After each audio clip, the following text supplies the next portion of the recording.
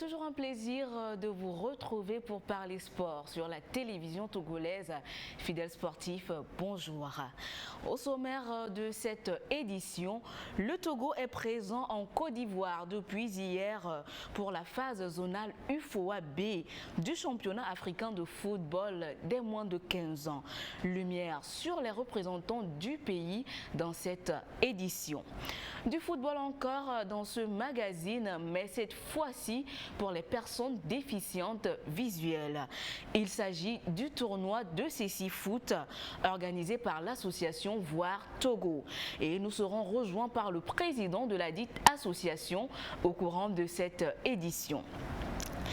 Asco de Kara en phase de poule de la Coupe CAF. Les Candonas sont allés chercher la qualification en Tunisie auprès du CS Sfaxien. Les détails dans cette édition. Et puis, Coupe du Monde Qatar 2022, les 32 nations qualifiées ont jusqu'au lundi 14 novembre pour dévoiler la liste des joueurs convoqués.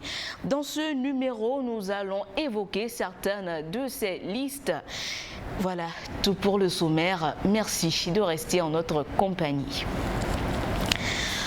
Je suis sur ce plateau en compagnie de mon confrère Azonko Sename. Azonko, bonjour. Bonjour Sergine, salut à ceux qui nous regardent un peu partout à travers le Togo, notamment à l'extérieur, spécialement au niveau du Bénin, où nous sommes suivis 24 heures sur 24. Un clin d'œil au Bénin. Exact, parce qu'ils sont nombreux à nous suivre et à nous envoyer également des ondes positives. Voilà, alors la semaine tout s'est bien passé, c'est demain la fin. Le week-end est déjà explosif, étant donné que la D1 entame la deuxième journée, donc on est en plein pied dedans et sûrement qu'on aura également à faire un tour pour voir comment les choses se déroulent sur les différentes pelouses. On ne va pas manquer de souligner le sourire, le petit sourire que nous a fait Asco après sa qualification. Oui, exactement. Depuis jeudi jusqu'à aujourd'hui, tout le Togo est en joie. Les quartiers de Lomé où il y a une forte connotation comme en nord-10, on est passé par là, le Tukutu a coulé à flot.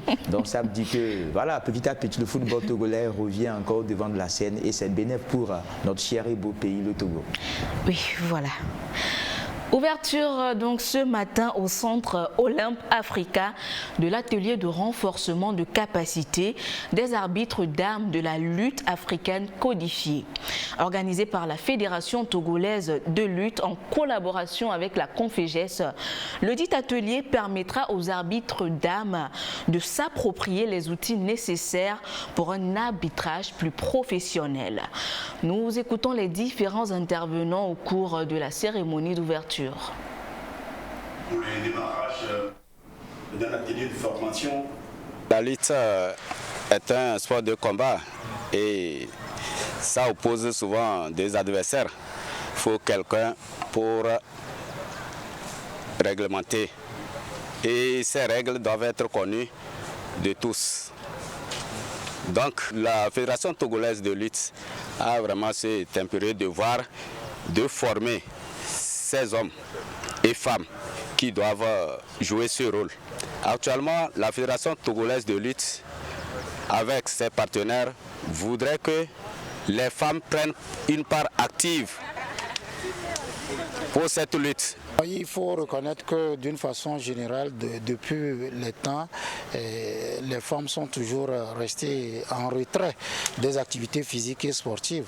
Bon, maintenant, avec la dynamique que Madame a insufflée au niveau du ministère des Sports, donc on veut impliquer plus davantage les dames. Voilà le pourquoi le choix de la Conféges pour le renforcement des capacités des dames nous intéresse plus. Elles viennent de prendre le train en marche. Donc on va leur apprendre le code de lutte, la lire et les expliquer. Et on va aller à la pratique. Et à la fin, ils seront évalués pour voir qui a pu retenir quoi, qui a pu faire quoi. Et à la longue, si les choses vont bien, on aura souvent à aller vers eux dans leur milieu respectif pour apporter un plus, quoi. À l'issue de cet atelier, nous voudrions qu'elles soient bien formées, qu'elles sortent avec une capacité à la hauteur des hommes et qu'elle puisse se faire distinguer sur le plan national, pourquoi pas international. Je le disais en titre, le Togo participe depuis hier à la phase zonale UFOA B du championnat scolaire africain de football à Abidjan.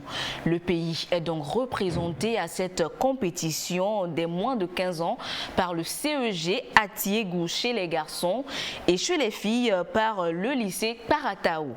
Avant le départ de la délégation togolaise ce mercredi, la ministre des Sports et des Loisirs s'est entretenue avec les athlètes. Elle était porteuse d'un message d'encouragement et de soutien du président de la République, Sonia Amenikbo.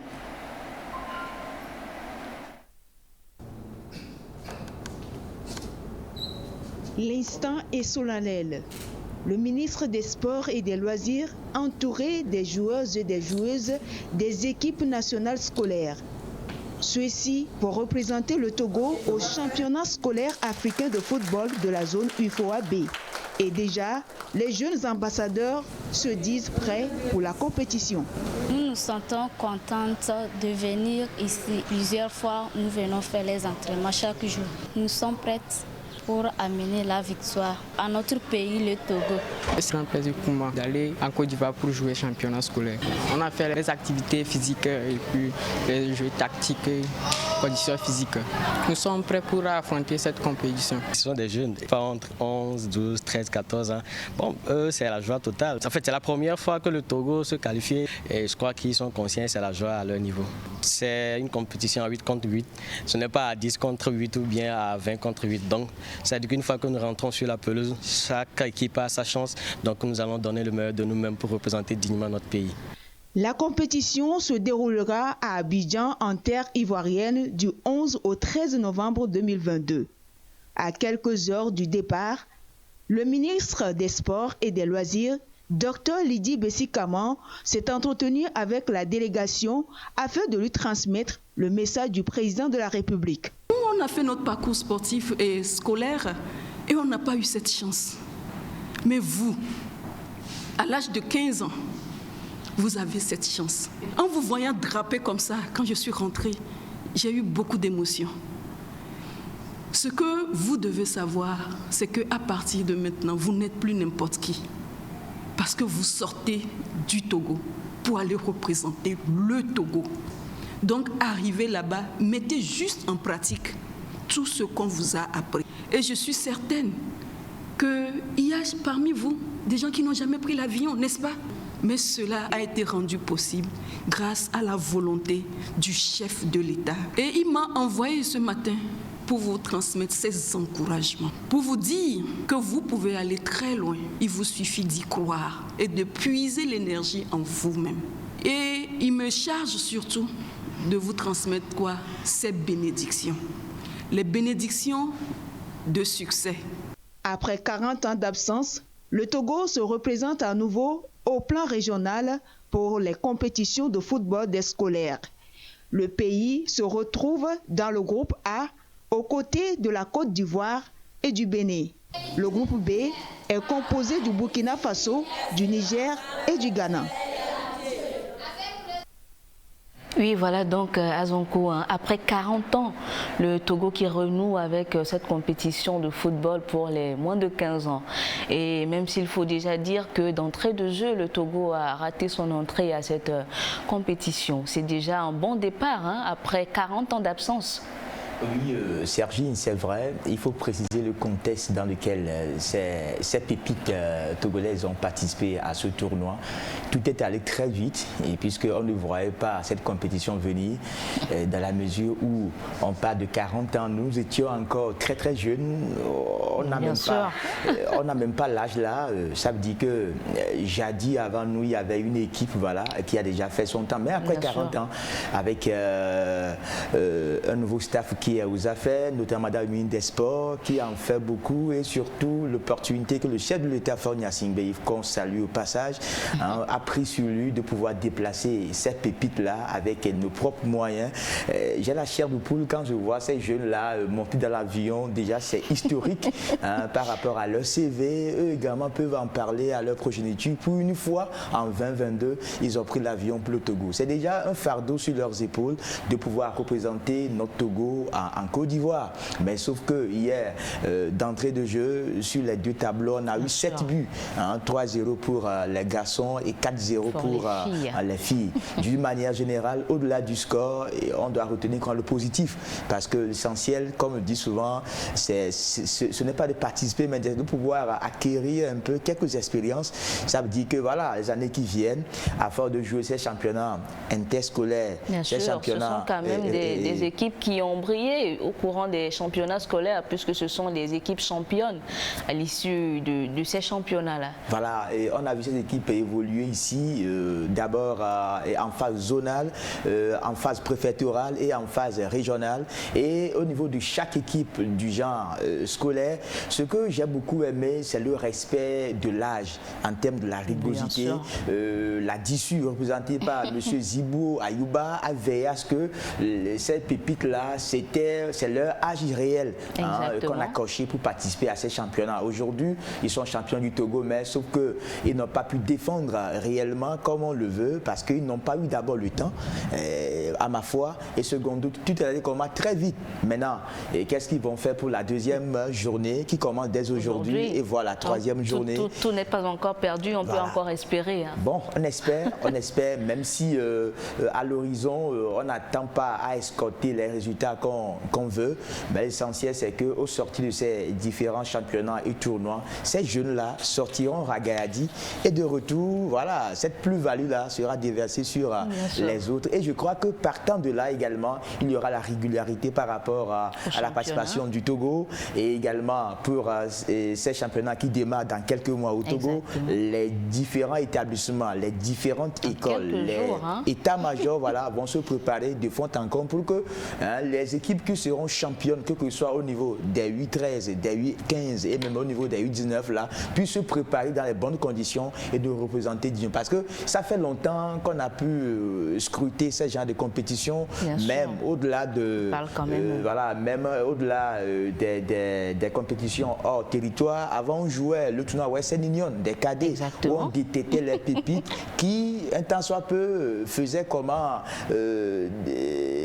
de bonnes prestations pour nourrir, alimenter l'équipe APRIP et pourquoi pas comme l'équipe Fagnon. Donc en gros, bravo au ministère des Sports, bravo au chef de l'État, son excellence Faure Gnassingbé, et bravo également à ces jeunes Togolais, en tout cas la nation est derrière eux. Le Togo accueille du 15 au 18 décembre prochain les Jeux olympiques en milieu rural. La compétition dénommée Week-end olympique se déroulera à Diarkwanga dans la préfecture de Mont. À quelques semaines de l'événement, une délégation du Comité national olympique du Togo a effectué une visite de prospection dans la localité. Compte rendu à Flim Johnson. Tsindiassi, en plein cœur de la plaine de Mont, une localité frontière du Ghana, dans la ligne de mire du Comité national olympique du Togo pour abriter en décembre prochain les Jeux olympiques en milieu rural dénommés Week-end olympique. L'événement s'avère important eu égard à son concept qui vise à rapprocher les activités sportives des communautés qui n'en ont pas l'habitude. En cela, la préfecture de Mont, avec ses localités comme Diarkwanga, Tsindiassi et autres, s'y prête bien. En prélude à l'événement, cette visite de prospection des techniciens du CNO Togo. Arrivés, ceux-ci ont été bien accueillis. Des échanges fructueux ont eu lieu avec les autorités locales et les dépositaires des valeurs ancestrales ont même interrogé les membres des ancêtres qui ont été aussi favorables. L'USMO a remporté le tournoi U15, tournoi au Bilalé. Alors c'est déjà un signe qui prouve que le sport est présent dans cette localité et cette population a besoin justement qu'on puisse développer le sport pour le bonheur de la jeunesse. En effet, le cadre d'accueil reste bien naturel et en phase avec les principes du CNO. Un hôtel pour abriter les différentes délégations et d'autres travaux sont en cours de finition. Rien n'est fait à moitié. Nous avons visité les installations sportives qui sont là. On a eu à faire des réunions avec les cadres sportifs, les profs de PS, avec les autorités locales qui sont dans le milieu en termes de sport. Et ça va, ce sont des populations qui font beaucoup de sport. Apporter l'olympisme jusqu'ici dans ce contexte reculé va apporter beaucoup de choses positives pour ce milieu. Tout va bien se passer. Le terrain du lycée de Tendasé a été retenu pour l'organisation de l'événement. Décembre 2022. Avec une possibilité de faire des randonnées, pourquoi pas à la majestueuse cascade de Suruku. La prospection y a conduit l'équipe technique. Une fois arrivé là, tout le monde est attiré par la fraîcheur qui se dégage et les chutes des jets d'eau. Des exercices ont été improvisés, mais le bon rendez-vous, c'est du 15 au 18 décembre prochain.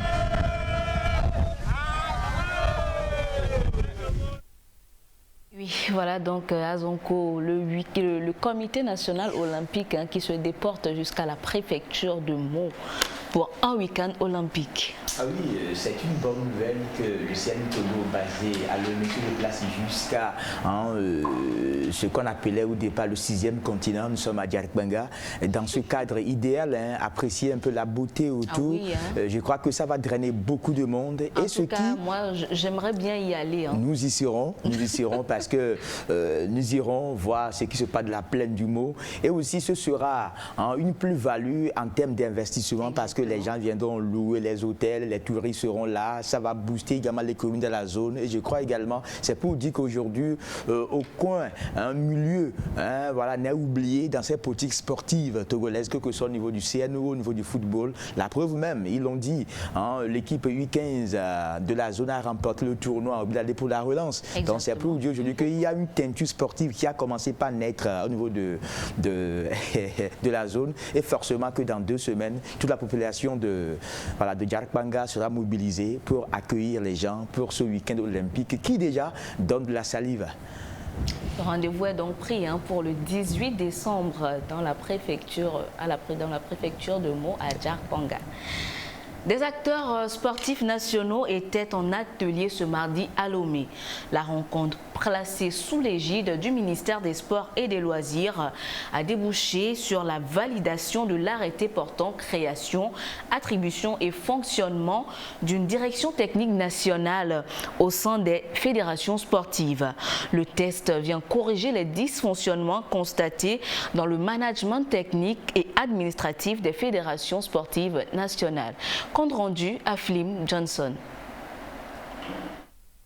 Servant de pont entre les démembrements sportifs et administratifs, les directeurs techniques sont au cœur de la planification, de l'exécution et du suivi des divers programmes et activités au sein de leur club ou fédération. Des missions qu'ils assurent non sans difficulté. Le ministère en charge des sports veut insuffler une dynamique qualitative aux directions techniques nationales en vue d'en faire véritablement la clé de voûte du fonctionnement de ces fédérations.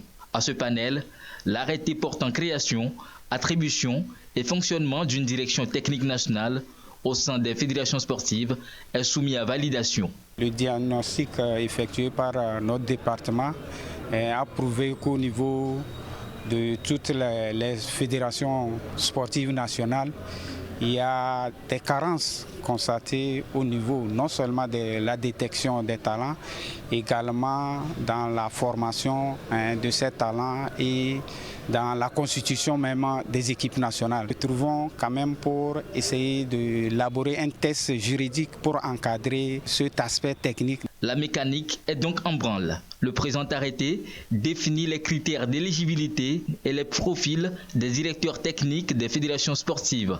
De quoi optimiser les performances de toute la chaîne de valeur sportive. Nous voudrons à travers ce projet leur donner la force de pouvoir faire leur travail comme il se doit. Les fédérations vont s'approprier ces tests et savoir qui nommer et dans quelles conditions le nommer. Et à partir de là, les fédérations feront bonne figure dans la gestion de leur structure, du moins du côté sportif. L'arrêté portant création, attribution et fonctionnement des directions techniques nationales devra contribuer à assainir davantage et booster la pratique sportive au Togo et ainsi favoriser la compétitivité des équipes nationales. Et pendant ce temps, les fédérations qui, elles, disposent déjà des directeurs techniques ont vu ceux-ci se faire former sur les méfaits du dopage dans le sport. Formation assurée par le Comité national antidopage ce jeudi à Lomé. Le compte rendu avec Achou Saba. Des directeurs techniques nationaux et des arbitres outillés sur les méfaits du dopage dans le sport.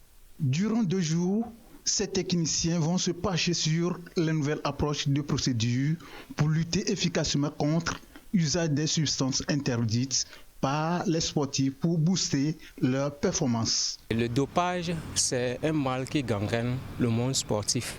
Et le Togo n'est pas à marge. Donc c'est pourquoi il faudrait aller vers les cibles qui sont plus proches des athlètes. Que ces cibles-là soient informés et qu'ils soient formés sur les thématiques du dopage pour que nos athlètes soient des athlètes exempts de dopage. À l'instar des autres pays du monde, le Togo ne lésine pas sur les moyens afin de venir à bout de ce mal. Le Comité national antidopage prend les taureaux par les cornes. Nous voulons, à travers nos activités, former, sensibiliser, aller même vers les fédérations, vers le Comité national olympique, actualiser notre politique stratégique qui doit être validée ou approuvée par le gouvernement. Au niveau du Togo, nous puissions mettre en place un cadre juridique et sur demande des organisations régionales des pays membres de l'ORAD. La présente session permettra donc de mieux impliquer les responsables techniques des fédérations sportives dans la lutte contre le dopage. L'heure est aussi à la formation pour les membres de l'Association des académies de football du Togo. Les travaux ont tourné autour du plan d'action annuel dévoilé pour l'occasion. Des nouvelles orientations définies pour la période 2022-2023. À Flim Johnson. De cette session de formation, le renforcement institutionnel et administratif au sein de tous les démembrements et entités de la 2A Foot et un meilleur suivi des jeunes joueurs formés. L'administration, c'est notre organisation et c'est ça qui donne en même temps lien avec la deuxième partie, donc un système de gestion des membres de 2A Foot. Et c'est très important d'avoir sa propre base. Au-delà de la base FIFA Connect, et le bureau exécutif de 2A Foot va enregistrer nos représentants ou bien les représentations dans les régions. Et ensuite, ces représentations vont enregistrer les académies membres et les académies membres vont enregistrer leurs joueurs, toutes catégories, ce qui leur donnera accès donc à toutes les compétitions de 2A Foot à partir de leur carte de membre, sans toutefois chercher tout le temps à vérifier leur identité et surtout vérifier la véracité de l'âge qu'ils affichent. L'agenda 2022-2023 de la 2A Foot fait également une part belle aux compétitions dans toutes les régions du pays avec la participation souhaitée d'autres centres et académies du continent. Ce qui constituera, selon l'association, un créneau pour la visibilité des talents togolais. Les acquis de la présente formation viennent renforcer les réformes entamées au sein de certaines académies. Ils nous ont fait part de l'administration des clubs en général, et ce qui nous permettra à nous autres, en interne dans nos académies, de pouvoir suivre les réglementations de l'association. Et déjà, chez moi en interne, nous avons une base de données pour nos joueurs. Nous avons établi les cadres de membres pour nos joueurs.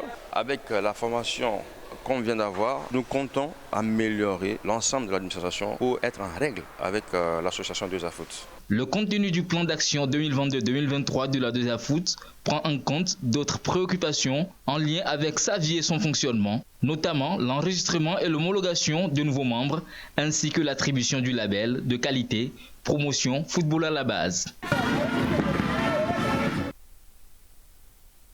2022 à la Fédération togolaise de sport boule.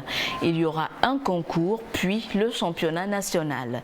L'annonce a été faite mercredi dernier par le bureau exécutif de la dite fédération à travers une conférence de presse à Lomé. Jean-Kofi Hededi. Le championnat national de pétanque aura bel et bien lieu cette année. Il est prévu du 27 novembre au 18 décembre. Ainsi en a décidé le comité exécutif de la Fédération togolaise de sport boule. C'est un championnat qui va se jouer par ligue et les ligues vont dégager des champions qui donc vont se retrouver pour la grande finale au niveau de Lomé ou ailleurs. Nous avons au total 6. Ces ligues-là vont jouer et désigner donc leurs champions pour la finale. La compétition sera précédée d'un concours avec remise de matériel au club. Une manière de permettre aux athlètes de mieux s'aguerrir pour le championnat. Le concours, c'est ce dimanche 13 novembre pour la zone nord et le 20 pour la zone sud. C'est festif, hein? C'est un concours, c'est sans pression, de jouer, de se croiser, de jouer et puis de se mettre en jambe pour mieux démarrer la compétition. Le concours se déroulera en 2 pôles. Un premier pôle qui se déroulera à Kara et qui va regrouper les ligues Savane, Kara et Centrale, et le deuxième pôle à Lomé qui va regrouper Plateau, Lomé et Golfe et Maritime. Une fois cette annonce faite, l'émulation gagne les esprits. Il y aura challenge et chaque club, à l'instar de la Jeunesse Pétanque Club de Baie, compte sur ses atouts. Nous aspirons à gagner, à être premier à l'issue de ce concours. Nous abordons le championnat dans toute la sérénité qui se doit. La Jeunesse Pétanque Club de Baie, c'est un club qui a connu de très bons joueurs. Et actuellement, nous sommes le club qui a la meilleure pépinière. Et je ne fais pas la gueule, mais c'est le club normalement qui devrait, au regard des compétences et des talents, prendre la première place si tout se passe bien. Le Togo du sport boule entend ainsi apprêter ses meilleurs éléments pour une bonne participation aux prochaines échéances internationales. Ils sont en train de... Togolaise de karaté a organisé le week-end dernier un examen de passage de grade à l'intention de ses pratiquants sur les installations du terrain de handball du stade municipal de Lomé. Ils sont au total 60 athlètes à avoir pris part à cet examen, dont 11 recalés. Le compte rendu avec Achou Saba.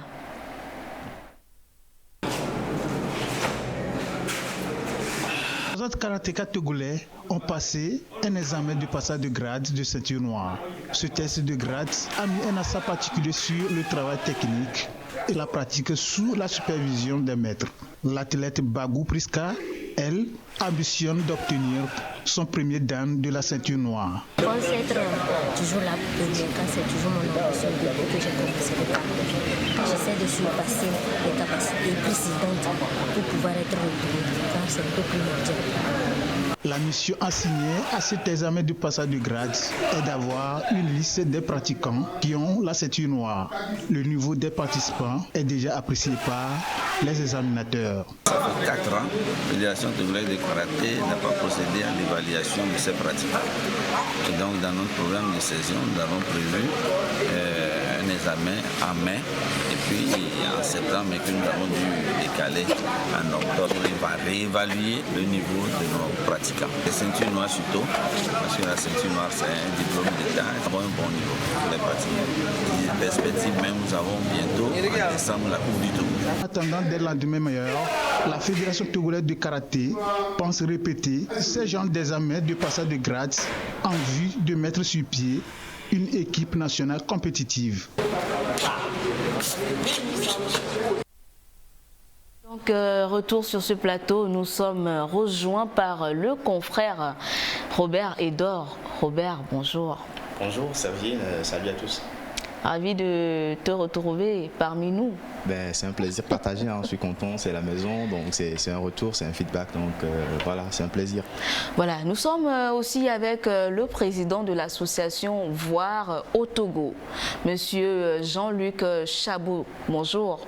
Bonjour Sergine. Comment vous allez? Je vais très bien. Et l'association? Je suis très honoré d'être sur ce plateau. C'est un plaisir partagé. Et voilà, nous sommes également avec Monsieur Dobo Maouto. Il est le président de l'association SKF Togo. Monsieur Dobo, bonjour. Bonjour. Comment vous allez? Ça va très bien, vous-même? Je vais très bien aussi. Et puis, je vous vois aussi très chargé là. Oui, très chargé. C'est que vous êtes venu avec beaucoup de surprises pour nous. Beaucoup de surprises. Alors, avec vous, nous parlons donc d'un tournoi de karaté qu'organise votre association. Oui, c'est ça. Déjà, l'association SKF. Oui, vous en parlez un peu. SKIF Togo, donc ça veut dire littéralement Shotokan Karaté International Fédération Togo. Donc c'est une association qui regroupe à peu près 30 clubs de karaté qui est fondée depuis 1997 à l'époque du général C.I. Memen. C'est lui-même qui nous a donné l'autorisation d'exercer. Donc c'est une association qui a pour but de contribuer à l'avancement de la pratique du karaté au Togo. Donc souvent nous organisons des tournois, nous organisons plein d'activités à l'endroit de nos jeunes. Donc le pourquoi je suis sur ce plateau, c'est que le 20 novembre prochain, le dimanche, nous allons avoir un tournoi qui va se dérouler tout au long de la journée sur le terrain de basketball. Et donc, je suis venu pour communiquer par rapport à ça parce que nous faisons partie de la fédération, mais le SKIF développe un karaté beaucoup plus traditionnel. Traditionnel en ce sens que c'est martial. Quand on dit martial, ça veut dire guerrier. Parce que les fédérations, eux, ils mettent plus l'accent sur l'aspect sportif. Nous, c'est vraiment l'aspect guerrier de la chose. Donc, ça veut dire quoi? Non, ça veut dire quoi l'aspect guerrier? L'aspect guerrier, par exemple, lors de notre compétition ou tournoi, et les combats sont beaucoup plus agressifs, beaucoup plus vifs, parce que c'est comme si vous étiez en situation réelle. Mais lorsqu'on parle d'agressif, on se dit en même temps que c'est dangereux. Hein. Rassurez-nous. Non, je vous rassure, parce que quand même c'est des arts de défense. Un bon karatéka n'attaque jamais ou ne provoque pas de bagarre, mais on est là pour assumer la sécurité des uns ou des autres. Si vous avez un karatéka dans votre entourage ou dans votre quartier, sachez que vous êtes en sécurité, puisque là même, depuis les Japonais, ce n'est pas pour provoquer, c'est pour se défendre ou bien assumer la sécurité de ceux qui sont autour de nous. Mais le traditionnel exige que les combats soient beaucoup plus vifs en compétition. Il y a très peu de protection, mais beaucoup de... c'est le corps à corps et le spectacle est beaucoup plus vif, audacieux, je veux dire. Et on parle de kumite, kumite c'est le combat. On parle aussi de kata, ça c'est des combats imaginaires préparés. Et donc on demande aux athlètes de dérouler les formes qu'ils choisissent. Mais chez nous, on exige les formes de base d'abord. Et après, tu peux choisir entre les 30 katas que nous avons ce que tu veux. D'accord. Alors comment va se dérouler la compétition? Ok, donc la compétition concrètement, il y aura la phase, comme je viens de le dire, kata, c'est-à-dire les combats imaginaires préparés d'avance que les athlètes seront amenés à exposer. Mais au premier tour, on insiste sur les katas de base. Et ce que ne fait pas forcément la fédération. Les fédérations, eux, tu choisis ce que tu veux, mais nous, on insiste sur les katas de base au premier tour. C'est ce qu'on appelle les eian en japonais. Et après, maintenant, il y a les shite kata, les katas imposés de compétition. Et après, tu choisis entre les 30 ce que toi-même tu peux faire. Et hommes et dames. Maintenant, la phase kumite, qui est le combat même, les assauts libres, c'est hommes et dames aussi. Parce qu'il y a des femmes aussi qui compétissent, donc hommes et dames. Et la là, c'est l'affrontement même. L'affrontement, le combat, c'est pour ça qu'il y aura un service médical parce qu'il se pourrait qu'il y ait des blessés quand même, etc. Donc il y a un service médical mis en place. Mais tout ça, c'est pour apprendre, comme je le dis, le karaté, c'est une école, sa discipline, ça met de la rigueur, etc. Et comme c'est les jeunes, on fait tout pour que ça diminue la délinquance parce que c'est les jeunes de karaté qu'on amène dans le karaté pour qu'il y ait moins de délinquance et puis leur donner de l'assurance, leur apprendre à se battre dans la vie. Alors, l'événement est organisé par l'association SKIF. Oui. Et qui sont les participants? Bon, les participants, comme je viens de le dire, on a à peu près 30 clubs. 30 clubs? Oui, 30 clubs. Sur toute l'étendue du territoire? Oui, sur toute l'étendue du territoire, au sein de l'association. Alors donc ça signifie que les 30 clubs sont issus de l'association? Oui. D'accord. Les 30 sont issus de l'association. Et donc, ces 30 clubs-là, ils ont des responsables. Donc, ces responsables-là, chacun s'occupe à son niveau de leurs athlètes. Donc, parce qu'il y a plusieurs clubs, comme je le dis. Et puis, toute la responsabilité, ce sont les responsables des clubs qui les supportent parce que c'est eux qui amènent les athlètes en compétition, etc. Et donc nous, on les aide. C'est vrai qu'on se débrouille parce qu'il n'y a pas tellement de cotisation. C'est des jeunes, ils n'ont pas forcément les moyens. Donc c'est pour ça justement qu'on communique pour que des partenaires puissent nous aider et pour avancer. Mais la particularité de ce tournoi, c'est que la diaspora togolaise a commencé à s'intéresser à nous. Et ceci vraiment grâce à un de nos chefs instructeurs, M. Lawson Body, qui a fait le travail parce qu'il y a des karatékas un peu partout. À Londres, aux États-Unis, au Japon, ils sont un peu partout. Et donc, ils veulent bien nous aider à appuyer ce tournoi-là. C'est pour ça, justement, nous voulons l'appeler tournoi de la diaspora, pour pouvoir les encourager. Une première édition pour pouvoir les encourager. C'est eux qui nous ont offert les coupes que vous voyez. Voilà. Donc ce sont les lots de médailles aussi. C'est quelques-uns que nous allons distribuer. Les trophées mis en jeu. Oui, oui, c'est ça, les trophées mis en jeu. Voilà. Donc vous disiez tantôt que la compétition est réservée aux hommes et aux dames. Oui. Alors est-ce que c'est dans des catégories, il y aura des catégories? Ok, d'accord. Effectivement, là, ça fait plus de 5 ans que notre association n'a plus fait n'a plus organisé de tournois ou de compétition. Bon, entre-temps avec la Covid aussi. Donc, là, nous allons jouer les grandes catégories. Nous n'allons pas aller dans les différenciations de poids. Donc, il y aura catégorie minime. Après, il y aura cadet. Bon, les minimes, eux, ils ne vont faire que les katas, pas de combat. Parce qu'ils sont encore un peu trop jeunes. Les minimes, c'est moins de 10 ans. Donc, après les minimes, nous avons les cadets, les juniors et les seniors. Donc, c'est les grandes catégories là qui vont compétir. Donc, c'est comme un open, quoi, dans chaque catégorie, sans différenciation de poids, moins de 60, plus de 70, etc. Non. Voilà.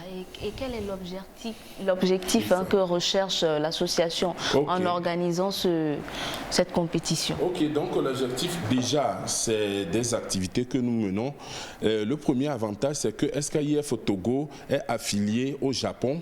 Donc, c'est une association à vocation internationale. Et l'année prochaine, nous avons un tournoi mondial qui se tiendra à Hongrie en 2023. Donc, déjà, le fait de faire ces compétitions nous permet de détecter les talents. Et ils seront retenus, les plus méritants, ils seront retenus et avec l'aide de nos partenaires, de nos sponsors pour pouvoir les envoyer en Hongrie compétir sur le plan mondial. Et puis, ils servent aussi de vivrier pour la fédération parce que les représentants de la fédération aussi seront là, ils vont remarquer les athlètes talentueux et les utiliser dans les différentes tournées internationales pour le karaté mondial. Donc voilà, donc ça nous permet de détecter les talents et puis de voir les clubs aussi qui travaillent, parce que tout ça là, il y aura aussi un classement général, on va voir les clubs qui se débrouillent bien, qui forment les athlètes, donc tout ceci c'est important. Voilà, et le rendez-vous est pris pour le 20 novembre. Oui, le rendez-vous est pris pour le 20 novembre. Sur le terrain de handball du stade. Sur le terrain de basketball. Du terrain Omnisport. Mais je précise qu'en prélude, le vendredi 18, il y aura un séminaire pour les arbitres, un séminaire d'arbitrage et de coaching. renforcement de capacité, parce que les règles de SKIF, de l'association de karaté, sont légèrement différentes de la fédération de karaté. Parce que non seulement dans les symboliques, c'est pour ça que j'ai envoyé les drapeaux, c'est le rouge et le blanc qu'on utilise, qui sont les couleurs du Japon. Contrairement à la fédération mondiale, ils utilisent le rouge et le bleu. Et puis, la manière de noter aussi est différente. Donc, tout ça là, le séminaire va les outiller, leur apprendre comment arbitrer avec justice et comment attribuer les points, parce que c'est important. Donc, ce sera patronné par notre chef arbitre, M. Dalmeda Bruno, et secondé du directeur technique. C'est M. Semero Fofo, et puis de notre chef instructeur, Lawson Body. Donc, c'est eux qui vont s'occuper. Oh, mais là, comme moi je le dis toujours, déjà, il faut commencer par remercier le président de la République, son Excellence Faure Eswazina Gnassingbé, et puis notre ministre de tutelle, qui fait un travail énorme, parce que c'est elle qui plante tout ce décor-là, qui nous permet de nous mouvoir, qui permet à la fédération, et la fédération aussi nous donne l'autorisation de faire tout cela. Donc vraiment, un grand merci à eux. Voilà, un dernier mot, quelque chose à rajouter pour la fin. Un dernier mot, je pense que je vais remercier quand même d'abord les gens de la diaspora qui nous soutiennent. Et de la même façon, ils ont commencé dans pratiquement tous les domaines au Togo, donc ils ont mis un accent particulier. Donc la diaspora, ils sont remerciés. Non seulement la diaspora, remercie aussi le président de la Fédération togolaise de karaté, M. Ernesto Kokudjon, donc qui fait un effort, parce que pratiquement on médiatise beaucoup sur le karaté ces temps-ci, parce que c'est un art méconnu et il y a beaucoup d'a priori. Les gens pensent que c'est forcément violent ou c'est pour les délinquants, etc. Donc on communique beaucoup dessus pour que les gens soient rassurés et que les parents puissent amener leurs enfants pour se faire former, etc. Et voilà, donc le rendez-vous est pris pour le 20 novembre. Nous y serons. Donc je vous invite tous sur le plateau à venir jeter un coup d'œil. On commence depuis le matin, mais les phases finales se joueront à partir de 16h de l'après-midi. Justement, qui peut participer, qui peut exercer cet art martial? Cet art martial, comme le disent les Japonais, on commence minimum à partir de 5 ans. Et c'est jusqu'à au moins... Il n'y a pas de contraintes de taille, de poids? Non, pas de poids, aucune contrainte. Aucune contrainte, parce que c'est un art comme c'est bon, ça vient du Japon. Ils ont eu le temps d'étudier là par rapport à toutes les morphologies. Et essentiellement, c'est des arts de guerre. On t'apprend à faire des parties de ton corps, des armes. C'est que chaque partie de ton corps est une arme pour déstabiliser l'ennemi. Mais il y a la partie sport sur laquelle on met l'accent ces temps-ci, mais c'est bon pour tout âge, puisqu'il y a la pratique de la respiration aussi dans l'art, comme un peu le tai chi, etc. Je pense que je vais adhérer à l'association. Pourquoi pas, je peux le faire, n'est-ce pas? On vous invite, vas-y. On sera vraiment ravis de vous avoir avec nous. On sera ravis, donc je vous remercie beaucoup. C'est nous qui vous remercions aussi. On vous souhaite plein succès pour la première édition de ce tournoi-là. Merci beaucoup. Et on vous espère très bientôt. Oui. Pour le bilan. Pour le bilan aussi. Voilà. Merci beaucoup. Les équipes nationales cadettes et juniors masculines de handball seront à Abidjan du 22 au 26 novembre pour participer au tournoi IHF Challenge Trophy. Afin d'encourager et de motiver nos joueurs, le trésorier général de la Confédération africaine de handball, Auguste Dogbo, leur a offert du matériel sportif. Les images.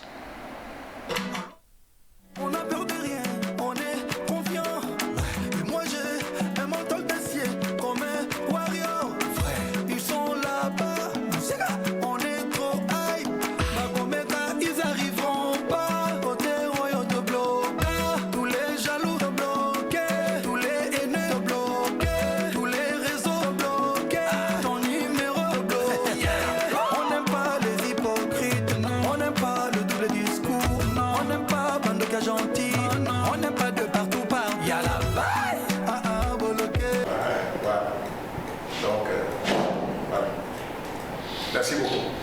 Merci. Togo qui est écrit derrière. Et en face, nous avons niveau de la fédération junior régulièrement. Mis dans les mêmes couleurs pour les cadets, pour les juniors. Un vivant merci et sincère à M. Dogo. Au-delà de ce don de matériel, nous pouvons vous assurer que les multiples apports de M. Dogo pour le développement du handball sont incommensurables. Merci et nous espérons pouvoir être à la hauteur de la tâche.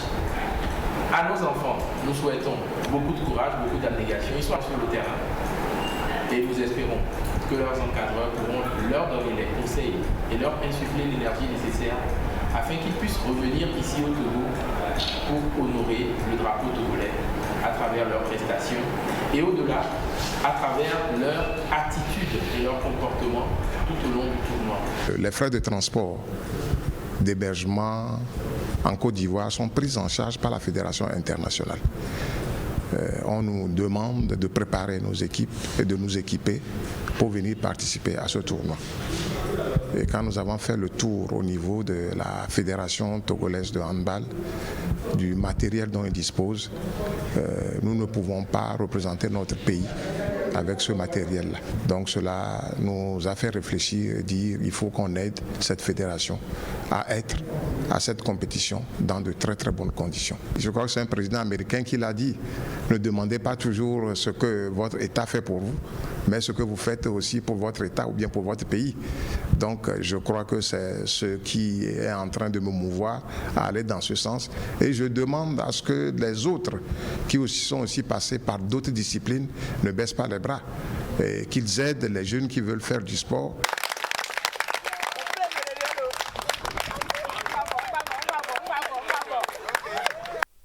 Et du côté de la Fédération nationale de basketball, sport et environnement ne font plus qu'un. Les jeunes apprenants de la balle orange y sont sensibilisés sur la lutte contre la déforestation et la dégradation de l'environnement. Atchou Saba pour plus de détails. La Fédération togolaise de basketball sensibilise plus de 200 basketteurs sur la lutte contre la dégradation de l'environnement. Pour ce faire, la FNB Togo a souscrit à un appel à projet piloté et financé par l'Agence française du développement et coordonné par le district autonome du Grand Lomé. Ça montre l'importance d'un environnement sain sur la santé de tout être humain. Donc nous avons voulu sensibiliser ces jeunes-là sur cette importance-là pour qu'ils puissent quand même être des relais dans nos communautés pour pouvoir vivre dans un environnement sain. On va leur apprendre à mettre l'environnement sain, à se laver les mains, comment il faut mettre des gants avant d'aller toucher ces ordures-là et ce qu'il faut faire tout juste après avoir mis au propre quelque part, comment il faut se préserver soi-même. Après, il y aura un suivi qui se fera jusqu'à la fin des ans dans tous les centres de formation de basketball de Lomé qui ont participé pour voir si ces enfants vraiment arrivent à appliquer. L'exécution de ce projet requiert l'attention et l'appui du ministère des Sports et des Loisirs pour plusieurs raisons. Le message qui a été délivré tourne autour de 3 points essentiels. Le premier point concerne l'aspect social. L'aspect social parce que le projet permet de contribuer à l'amélioration du climat social. Le second aspect, c'est l'aspect économique. Nous savons tous l'importance de l'environnement. L'autre aspect de la chose également, c'est que lorsqu'on parle de sport, il y a plusieurs thématiques qui peuvent s'allier au sport. Il y a sport santé, sport environnement. Durant un mois, ces jeunes pratiquants de la balle orange vont travailler sur diverses thématiques, essentiellement des séances de sensibilisation sur les dangers liés à la pollution de l'environnement. C'est important pour tout âge, toute personne a besoin de savoir parce que la terre est là, on ne peut pas avoir seulement besoin des adultes pour protéger l'environnement parce que bientôt les adultes ne seront plus là et c'est la nouvelle génération qui sera là. Donc on a besoin de sensibiliser la nouvelle génération pour qu'elle puisse prendre soin de la terre, éviter tout ce qui est réchauffement climatique.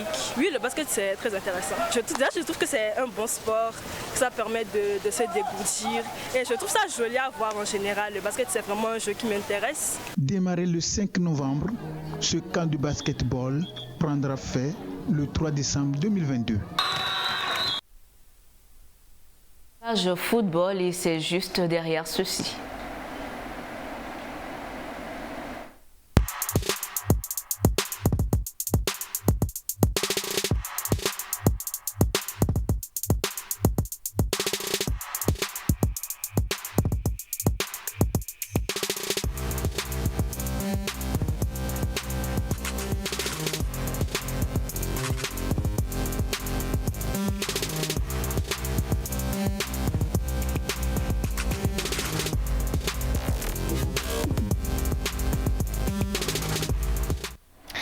Et c'est parti pour l'acte 9 du tournoi Made in Togo.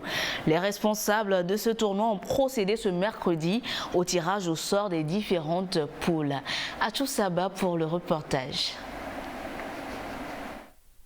24 académies du Togo prendront part au tournoi Made in Togo 9e édition. Ces académies auront une confrontation à disputer en match aller comme retour. Des affiches qui promettent. Tout le monde est venu pour gagner. Nous sommes venus pour apprendre, mais nous sommes aussi là pour gagner. Made in Togo, souvent ce tournoi, plus de 4 ans. L'objectif de la MOEF, c'est de disperser nos jeunes talents du Nord dans les différents clubs de la capitale pour faire voir nos jeunes talents.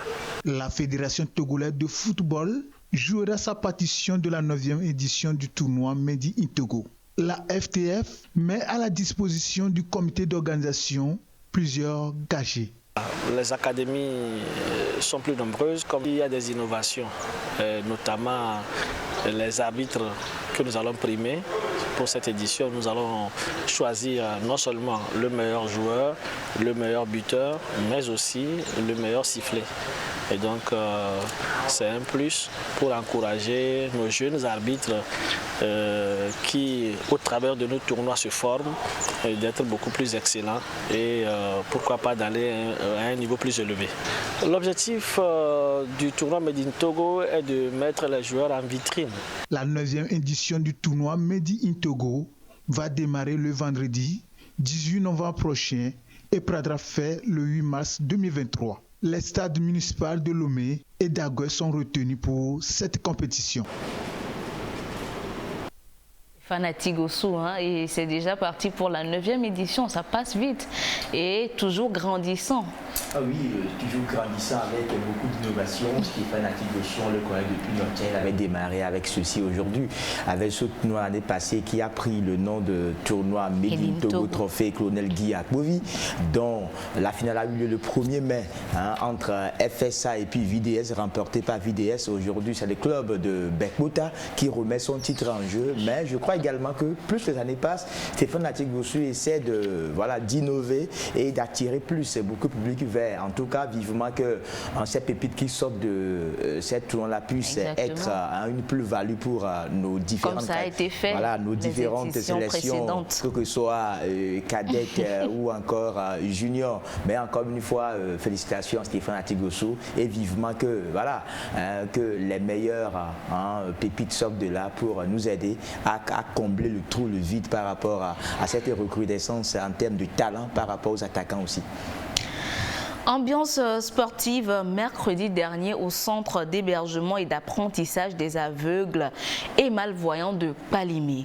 Des pensionnaires du dit centre se sont frottés les uns aux autres dans une partie de Cécifoot ou football pour personnes déficientes visuelles. Une initiative de l'association Voir au Togo.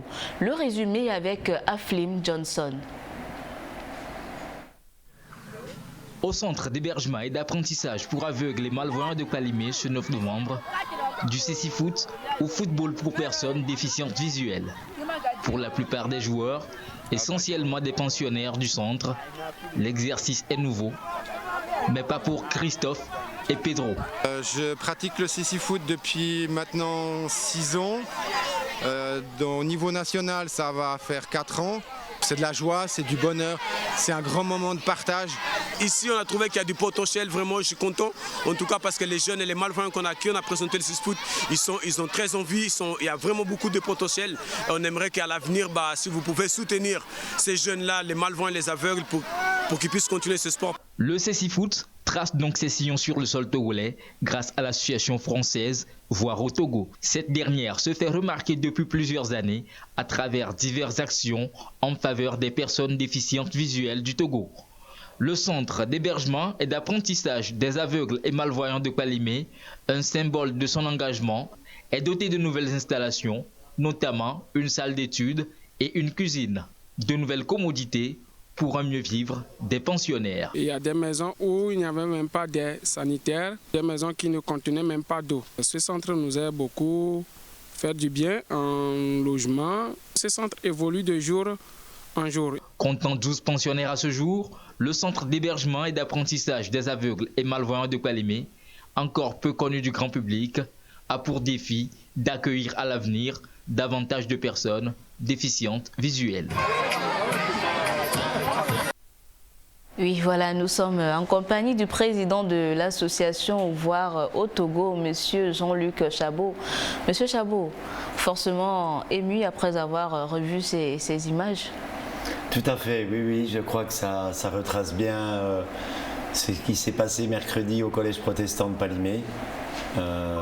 Oui, voilà, nous n'y étions pas. Est-ce que vous pouvez nous raconter comment ça s'est déroulé ? Alors ça s'est déroulé de la manière suivante, grâce à des amis suisses de la Fondation Gumi, qui sont eux spécialistes de CC Foot, sont venus donc apprendre à vos frères et sœurs de comment jouer au CC Foot, à ce foot pour aveugles. C'était impressionnant, je crois que les jeunes étaient vraiment émus de voir leurs frères jouer sur un terrain de foot. Et en même temps, il y a beaucoup de jeunes qui se sont prêtés au jeu, on leur a mis des bandeaux. Et les jeunes voyants des collèges ont pu jouer en aveugle.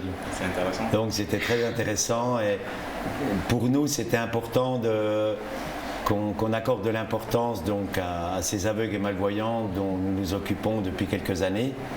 On voudrait que la société togolaise change de regard sur ces jeunes parce qu'ils sont pleins de capacités, ils peuvent faire plein de choses, mais voilà, ils sont quand même en intégration au collège protestant et au collège polyvalent de Palimé. Ils sont scolarisés de ce Bien sûr, ils sont scolarisés de la 6e par l'association, c'est bien ça? Alors c'est pas par l'association, ils sortent du centre des aveugles de Palimé, des baptistes américains en CM2. Et il y a une association partenaire togolaise qui est censée s'en occuper. Sauf que c'était des jeunes, quand je les ai connus, moi il y a 7 ans, qui habitaient chez les maisonniers dans des conditions un peu insalubres.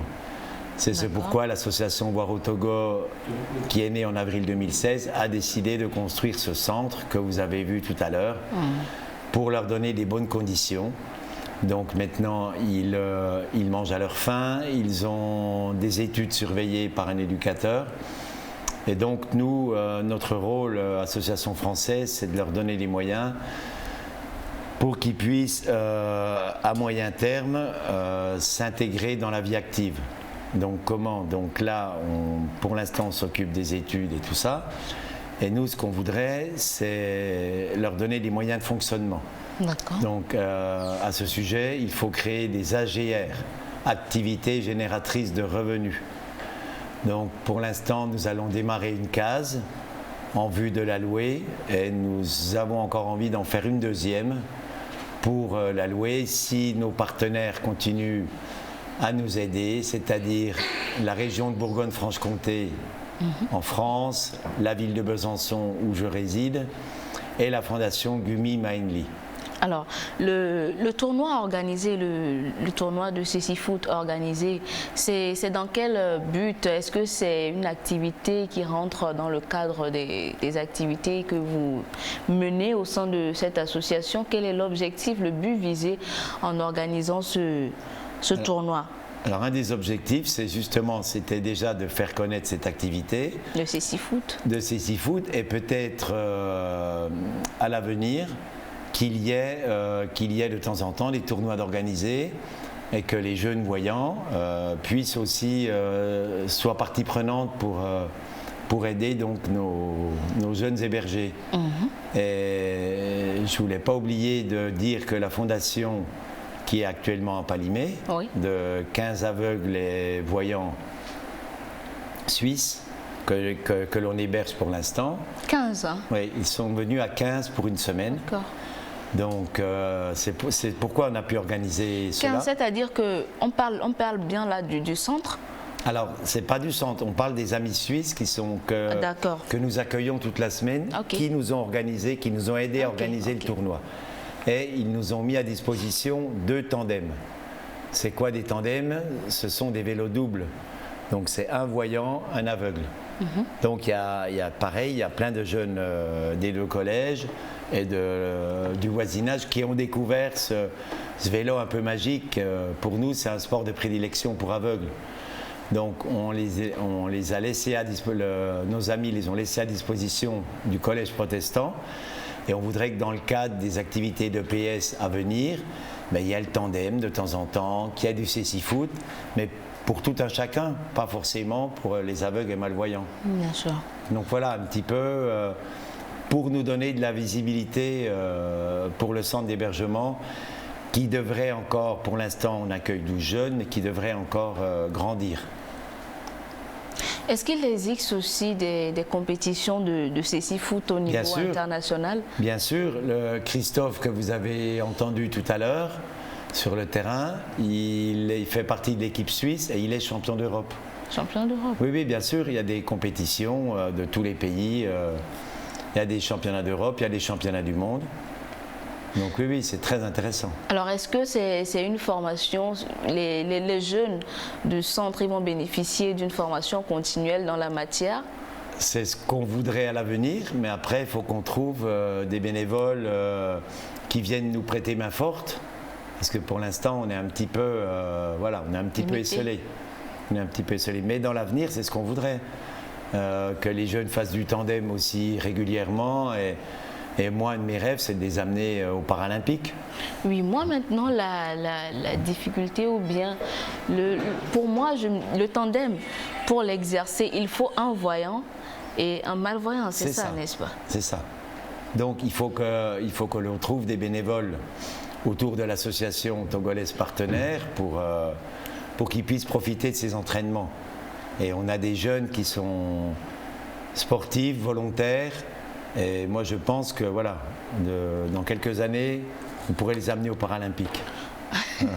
C'est tout ce que nous vous souhaitons de toutes les façons. Voilà, parlez-nous un peu brièvement du fonctionnement du centre. Comment ça se passe au centre, les études, les activités extrascolaires. Comment ça se passe avec... ils sont 12 pensionnaires, c'est bien ça. Donc on est bien d'accord qu'ils sont donc à l'école en intégration. Ils partent le matin à 6 h. Reviennent l'après-midi à 14-15 h, suivant s'il y a des devoirs l'après-midi ou pas. Donc nous on leur assure donc les études, du soutien scolaire. On a embauché un assistant éducateur en partenariat avec la NVT. Vous connaissez la NVT, l'Agence nationale des volontaires du Togo. On a mis aussi à l'essai une cuisinière pour qu'ils puissent plus se consacrer à leurs études, parce que moi quand je les ai connus, ce sont des jeunes qui se font à manger tout seuls. Ils sont aveugles et malvoyants et ils se font à manger. C'est une des choses qui m'avait beaucoup impressionné. Ils sont très très autonomes, très volontaires. Ouais. Moi, c'est une leçon de vie ces jeunes. Mais ils sont pleins de capacités, mais ils manquent de moyens techniques pour parvenir à une autonomie plus grande.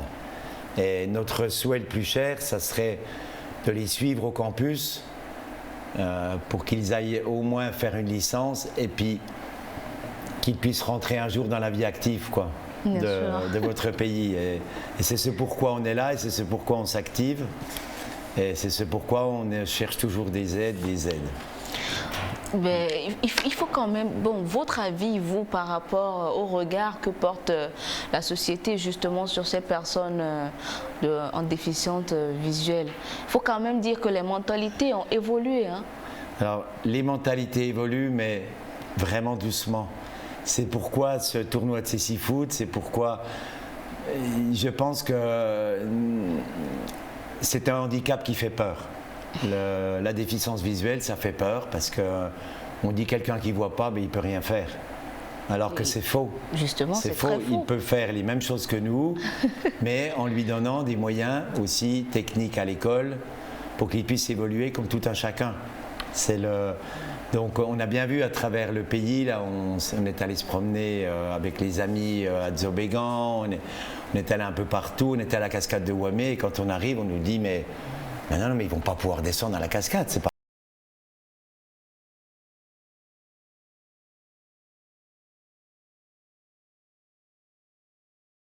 Voilà, c'est ce message-là qu'on veut faire passer. Et quand je vous parlais d'activités génératrices de revenus tout à l'heure, pour que cette association togolaise soit un jour autonome, que nous, on ne soit pas là toujours. Notre but à nous, c'est de les aider, mais de ne pas être présent à vie. Exactement. Et il faut savoir que ces jeunes, ils ont tellement de capacités qu'ils tressent des chaises aussi. Ils tressent des chaises et des tabourets en corde qui sont magnifiques, mais qu'on n'arrive pas à vendre pour l'instant parce que on n'est pas assez connus. On voudrait justement, à travers peut-être cette émission, je ne sais pas, organiser peut-être des journées portes ouvertes. C'est ça, c'est ça. Vous avez entièrement raison. C'est à ça qu'il faut qu'on s'emploie. Et puis qu'on puisse gagner un peu d'argent à travers ces chaises, à travers ces locations, et puis que les gens viennent nous soutenir. Donc c'est l'occasion d'en appeler aux partenaires. C'est ça. On voudrait aussi, donc il y a des partenaires en France bien sûr, mais on voudrait des partenaires togolais. On voudrait que l'État du Togo nous soutienne. D'accord. Ouais. Ils sont tout cuits. J'espère qu'ils sont tout oui. Je veux bien vous croire. Alors voilà, nous sommes pratiquement à la fin de notre entretien. Si vous avez quelque chose à rajouter. Non, j'étais très fier d'être ici. Je vous remercie de votre accueil, Sergine. Et puis j'espère que c'est pour faire avancer les choses, quoi. Oui, et peut-être que l'année prochaine, on organisera à nouveau un tournoi de Cécifoot. Enfin, je l'espère beaucoup. Et puis qu'il y aura encore beaucoup plus de monde qui viendront et à travers la médiatisation de votre télévision, c'est que comme ça qu'on avancera, enfin je pense. En tout cas, c'était un plaisir partagé aussi parce qu'aujourd'hui, on a découvert ce que c'est que le Cécifoot. On peut le jouer aussi. Puisque vous dites qu'il y en a qui ont joué avec des yeux bandés, donc c'est pratiquement la même chose. Donc l'année prochaine, je vous invite à venir à Palimé. Ce sera un plaisir. On jouera ensemble si vous voulez bien. Merci Monsieur Chabot d'être passé dans cette émission et on souhaite plein vent à l'association Voir au Togo. Parlons à présent de cette finale qui a opposé Santé FC à Gaillard FC d'Amadahomey à Palimé. C'est à la faveur d'un gala de football petit poteau qui a vu la victoire de Santé FC aussi à l'issue des tirs au but en 0. 0 but partout, temps réglementaire. Le reportage d'Achou Saba.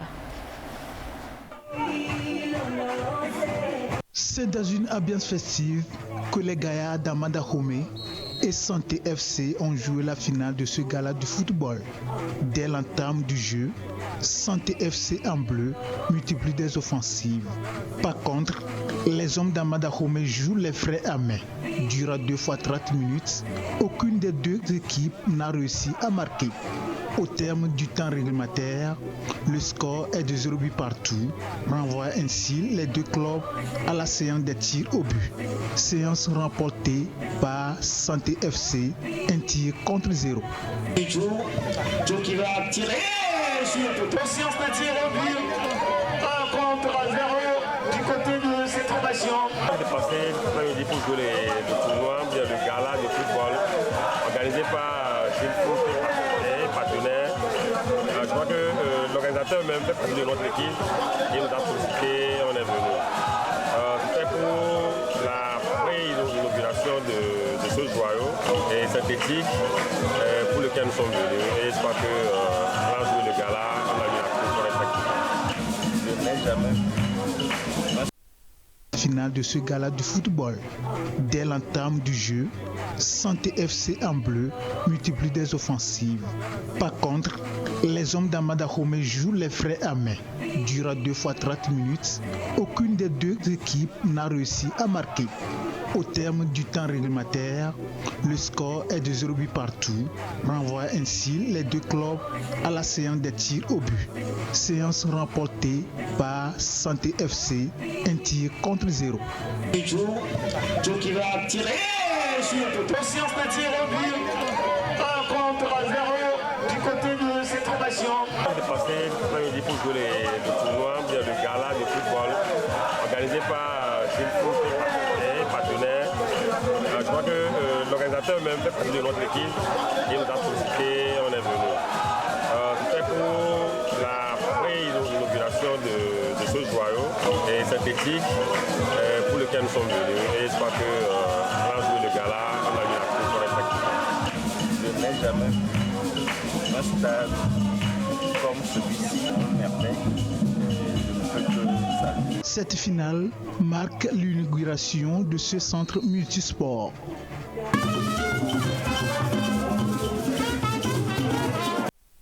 Rendons-nous à présent dans la préfecture de Vaud qui a vibré au rythme du football le week-end dernier.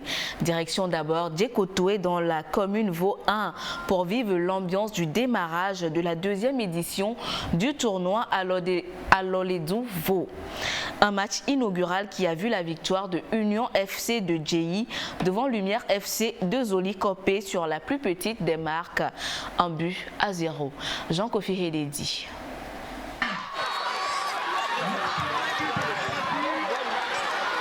Union FC de Djéi empoche les 3 premiers points de la compétition.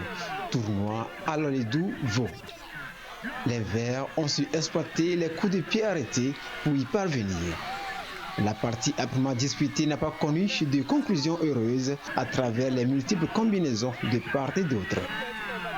Il a fallu attendre la 2e période de jeu pour que sur un coup franc, le spécialiste Yaovi Huntodi puisse offrir au public le spectacle tant attendu.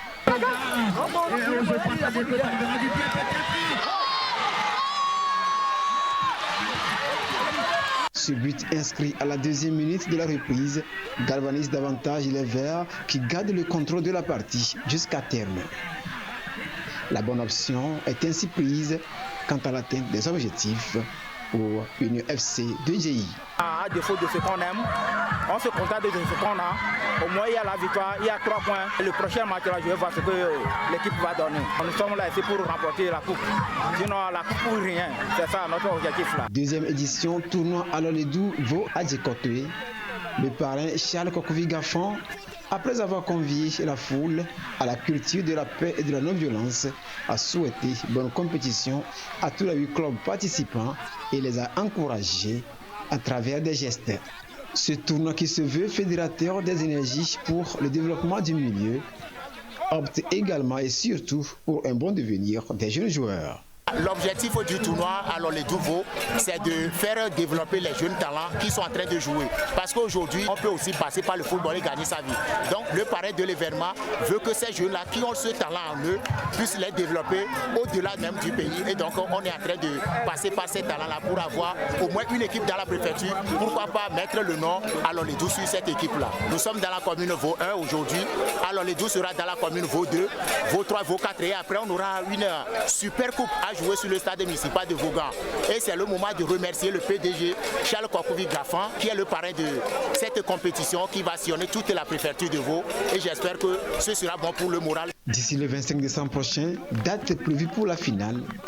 De chaudes empoignades sont au programme, toujours sur le terrain de jeu de l'école primaire publique Djekotoué dans la commune Vaud 1. De Djekotoué, descendons dans le village de Vaugan et plus précisément au stade municipal où s'est déroulée la finale de la Super Coupe du district préfectoral de Vaud. L'honneur est revenu à Young Star Academy de Vaugan de soulever le trophée suite à sa victoire à l'issue des tirs au but. 4 tirs contre 3 face à l'étoile filante d'Amedoko. Temps réglementaire, 0 but partout. Jean Kofiri Didi. Pour raison de match inachevé et donc reporté dû aux intempéries alors qu'ils étaient à un but partout, les deux clubs savaient à quoi s'attendre depuis une semaine. Un homme averti en vaut deux. Et c'est dans cet état d'esprit que l'étoile filante d'Amedoko en jaune et Young Star Academy de Vaugan se sont affrontés. Ce dimanche, le trophée doit choisir un camp et chacune des deux formations a mis les chances de son côté. Elles ont presté devant un public de grands jours et des supporters mobilisés pour la cause. L'équilibre des forces a régné et la première période a laissé tout le monde sur sa soif. Les deux équipes se connaissent beaucoup, raison pour laquelle dès l'entame du jeu, elles se méfient beaucoup, il y a de la méfiance. Le public qui a fait énormément le déplacement a soif au début et je pense bien que les attaquants vont parler d'eux et nous allons assister des buts en seconde partie. À la reprise, un invité surprise, la pluie. Loin d'émousser les ardeurs des acteurs, elle est venue plutôt installer une rage de vaincre. Mais ni Étoile Filante, ni Young Star Academy ne veut céder. Le Macquarie est donc resté nul et vierge pour conduire les acteurs à la séance des tirs au but. Plus réaliste à l'épreuve, Young Star Academy réussit 4 tirs contre 3 et enlève ainsi le trophée de la Super Coupe du district préfectoral de football de Vaud. La meilleure équipe qui ont joué les coupes de fête, et c'est ça que nous avons rassemblé pour jouer la Super Coupe. Nous avons joué ce tournoi, on a recruté des joueurs et c'est pour étoffer l'effectif de l'Olympique de Vaud. Dieu merci que les gens ont travaillé depuis le début de ce tournoi pour pouvoir recruter certains joueurs pour l'équipe olympique de Vaud. Des équipements sportifs et enveloppes ont couronné les efforts des meilleurs prestataires et les trophées naturellement à Young Star Academy. L'espoir est permis aux jeunes joueurs de Vaud de rêver grand. Travailler encore parce que le meilleur reste à venir. Mon objectif c'est d'aller loin, de progresser, de jouer un champion de haut niveau. On veut évoluer si à travers cette situation, cette animation, on peut trouver les opportunités. C'est dans le boulot. On est en train de prier pour que les gens pensent à nous aussi, pour faire valoir nos talents, pour aider le pays. Le plan public de Vaugan est reparti dans une ambiance festive tout en espérant la prochaine occasion pour jouir des bons moments de football.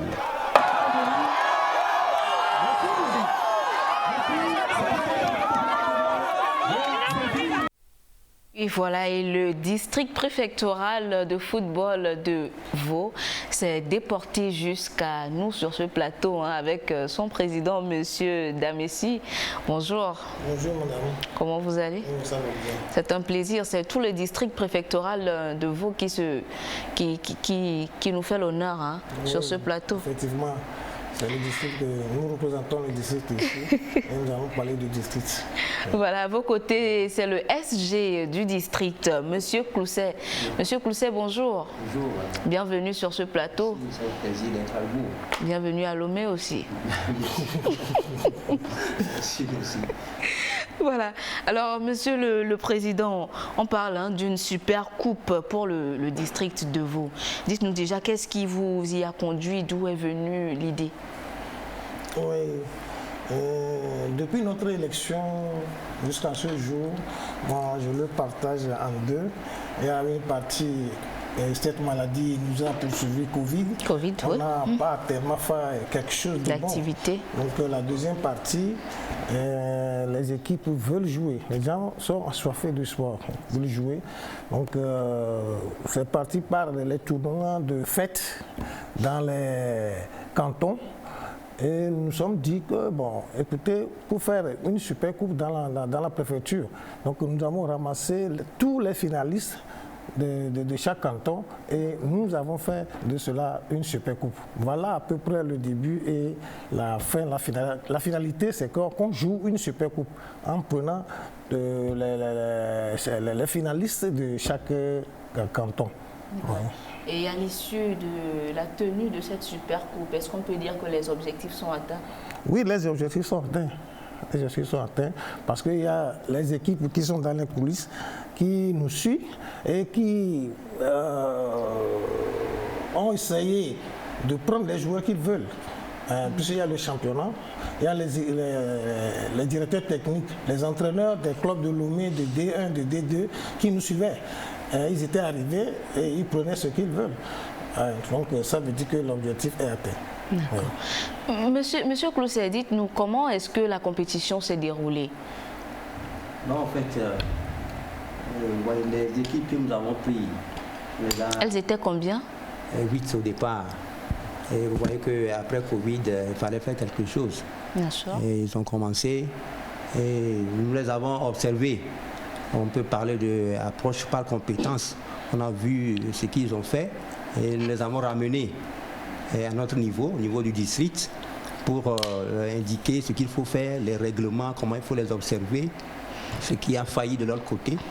Il a fallu leur instruire dans ce sens-là pour qu'ils jouent au niveau de la ville. C'est la ville de Vaughan. Oui. Oui, la ville, comme ça, les choses changent. Des villages à la ville, beaucoup de choses changent. Donc nous avons essayé de tout faire pour qu'ils apprennent quelque chose au niveau du football. Voilà, donc à la fin, on a fait les éliminatoires, les huitièmes de finale, après les demi-finales, et après la finale qui a suivi. Voilà. Voilà, Monsieur le Président, le district ne dispose plus de club ni en D1, ni en D2. C'est une bataille pour vous aujourd'hui, hein? C'est vraiment une bataille, comme vous venez de le dire. Les gens sont en train de travailler et je pense que la Ligue est plus habilitée à nous aider, pour que les championnats régionaux commencent au niveau des districts pour qu'on puisse dégager un club pour la D3 et la D+. On ne jouait pas la D3 avant. Avant, c'était le championnat D1, championnat D2. On ne jouait pas la D3. Aujourd'hui, bon, c'est au niveau de la Ligue de promouvoir ce championnat et d'envoyer les clubs en division 3. Et bien évidemment, l'idée doit aussi partir déjà du district et c'est déjà fort appréciable après la tenue de cette super coupe-là. On peut dire que les talents ont été détectés. Oui, les talents ont été détectés, mais on ne peut pas commencer la D3 comme ça. Bien sûr. Il faut commencer à partir de quelque part avant de gravir et venir à la D3. Exactement. Donc on a espoir que on n'a pas fait un mauvais travail et que dans l'avenir, une équipe sortira pour jouer la D3. Voilà, on va revenir un peu brièvement sur le district préfectoral de football. Donc vous êtes à la tête depuis 2 ans, c'est bien ça? Oui. Est-ce qu'on peut faire un bref bilan du fonctionnement depuis votre arrivée, SG? Bien sûr. Disons qu'une année est passée, on a observé, l'année qui a suivi, on s'est organisé pour dire que voilà ce que le district va faire ressortir. Et à notre niveau, déjà, c'est un bureau composé de membres, au moins 13 membres. Et nous avons essayé de faire des commissions qui travaillent avec nous. Et plus loin, on essaie de faire, on a tout fait pour que les arbitres aussi soient en activité. Et en plus de ça, nous avons un bureau maintenant que nous appelons le siège du district, qui est permanemment ouvert pour que les gens viennent s'enquérir des nouvelles, de ce qui les échappe. Et c'est ça qui nous a permis de faire nos réunions quotidiennement et d'être en contact permanent avec les dirigeants, les entraîneurs, les joueurs, voire même les arbitres. Vous voyez, donc nous travaillons d'une manière collégiale pour que rien ne nous échappe, pour que la Ligue ou la Fédération s'intéresse vraiment à notre préfecture, ce que nous sommes en train de faire. Nous ne faisons pas autre chose par rapport à ce qui se fait. dans les grandes instances. Nous les copions bien sûr et imprégnons ça dans notre district. Voilà, c'est ce que nous faisons. Oui, voilà monsieur le Président, quelque chose à rajouter rapidement? Non, il a tout ramassé. À part les commissions, ce qu'il a dit, nous avons le chargé de communication. Oui. Ouais, malheureusement, il est un peu pris, sinon il devait être avec nous. Bon, nous avons le porte-parole, il y a le porte-parole du district qui a été désigné. Lui aussi, il n'est pas arrivé. Et les commissions, comme vient de le dire, ouais, qui travaille avec nous, plus le siège, c'est lui-même le patron du secrétariat. Et donc, on essaie de travailler collégialement, comme vient de le dire, pour que ça marche. Il y aura des perspectives d'avenir au niveau du district. Oui, les perspectives d'avenir, nous l'espérons, c'est un espoir. Nous disons que ça va marcher et je crois que ça va aller parce que tout le monde met sa main à la pâte. Ouais. Ce sera votre dernier mot? Oui. Ça va marcher. Oui, ça va marcher. C'est tout ce qu'on vous souhaite, monsieur le SG. Quelque chose à rajouter? Oui, nous souhaitons la santé. Tout le monde, c'est avec la santé qu'on peut bien faire. Et nous allons souhaiter que le Seigneur nous bénisse pour que ce que nous faisons soit un jour fructueux. Et surtout au cours de notre mandature, beaucoup de choses vont changer. Ouais. Merci. On vous le souhaite. Merci beaucoup. Merci à vous aussi de nous avoir fait vivre l'ambiance à Vaud depuis notre plateau ici et d'avoir déporté le district jusqu'à nous. On vous espère très bientôt dans cette édition. Merci. On l'espère. Tour de cadrage de la Coupe CAF, ASCO de Kara passe pour la phase de groupe. C'est à l'issue de son match retour mercredi face au CS Sfaxien en Tunisie. 0 but partout après donc avoir fait le nécessaire à Lomé. C'était lors du match aller, c'était 2 buts à 1 pour ASCO du Togo. Et voilà, ça y est, le club togolais qui est en phase de groupe à Zonko. Ah oui, Sergine, un tiers vaut mieux que 2 kiloras, c'est ce qu'on peut se dire pour ASCO du Togo, parce que vu le niveau d'ASCO du Togo, ASCO devait jouer la phase de poule de la Ligue des Champions comme l'a fait il y a 5 ans à Togopo avec Feu Ivy et Kovi. Mais à défaut justement de cette rigosité, le club ASCO du Togo, qui ne serait-ce que premièrement a été éliminé au premier tour par Racing Club d'Abidjan, au second tour par le club libérien Pétrolier, d'où même est tiré le meilleur buteur pour ASCO de Kara, qui a pour nom Terry Sakor, qui a été laissé au détriment de d'autres. Aujourd'hui, c'est une très belle victoire d'ASCO du Togo pour une qualification en Coupe de la Confédération. C'est une première pour le Togo, parce que jadis, les clubs qui sont qualifiés ont livré ne serait-ce que la phase de poule de la Ligue des Champions. C'est une première pour ASCO du Togo. Et on a compris que... ASCO du Togo ou ASCO de Kara? Oui, bon, parce que ASCO représente le Togo, il n'est plus ASCO de Kara, mais c'est ASCO du Togo, parce que depuis pratiquement 3 jours, c'est le nom du Togo qui est cité par ici, par là. Et je crois que... mais moi, je préfère l'originalité, moi je préfère ASCO de Kara. Voilà. Donc aujourd'hui, cette qualif d'ASCO du Togo montre combien de fois que dans la vie, il ne faut pas baisser les bras. À force de mettre beaucoup de pression, on parvient toujours à ce qu'on a prévu au préalable. Et aussi, n'oubliez pas que ASCO du Togo s'est vacciné, parce qu'après avoir joué face au club maghrébin, notamment JS Kabylie, ASCO a appris de ses erreurs, et face à cette formation de CS Sfaxien, même au match aller, ASCO devait marquer 3 buts ou bien 4 buts, on ne créait pas au scandale, parce que ASCO réellement... Et voilà, il s'est dégagé une remarque à l'issue de cette qualification. Finalement, nos représentants, ils vont chercher la qualif à l'extérieur. Hein, exactement, c'est ce qui est fait lors du premier tour, quand ils sont partis éliminer le Nouadhibou en Mauritanie. Je pense que voilà, c'est cerise sur le gâteau. Ils ont réussi à éliminer le club sportif sfaxien. Mais je vais dire, c'est tout un couronnement des efforts fournis ces 3 années. Il a Bartholé, première année éliminé par le Racing Club d'Abidjan. Deuxième année, c'est le club libérien. Et cette fois-ci, voilà, c'est face au club sportif sfaxien qui est un grand d'Afrique. Il faut le souligner, c'est un grand d'Afrique. Le club sportif Sfaxien fait partie des clubs les plus huppés d'Afrique. Ce club même a éliminé l'Étoile sportive de Tunis l'année dernière. Et on dirait même que cette année, c'est une surprise. Parce qu'on dit le vainqueur, le champion en titre, même la Renaissance sportive de Berkane, qui n'est pas qualifié pour la phase de coupe de la Coupe CAF. Voilà, éliminé par Monastir. Donc, je pense que les condonats de la COSA sont en félicité. Ils sont en félicité, ils ont fait... Ils ont tenu le cap. Exactement, mais malgré... On va dire merci au match aller, 2 buts à 1. 2 buts à 1, c'est ça même qui a permis de dire, bon, là on peut espérer, on peut aller chercher la qualif à l'extérieur. Et on se souvient de l'arbitrage aussi, moi je dirais, parce qu'à la fin, c'est 7 minutes d'arrêt de jeu, Sergine. Très décrié. De jeu, ils ont tenu bon jusqu'à la fin, obtenir cette qualification. C'est chapeau à tout le staff, à toute l'équipe, et aussi à Balo Doucet à qui moi franchement je fais voilà, chapeau quoi, parce qu'après l'Est Togo part Daïdi Ekwebi en Ligue des champions africaine en 2018. Je pense, après ça c'est Asco de Kara, 2018-2022, c'est 4 ans. Donc c'est beaucoup.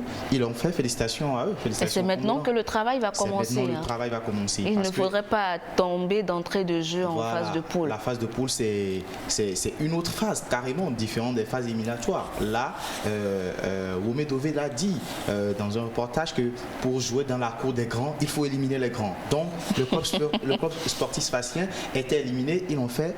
Félicitations à la formation de la COSA.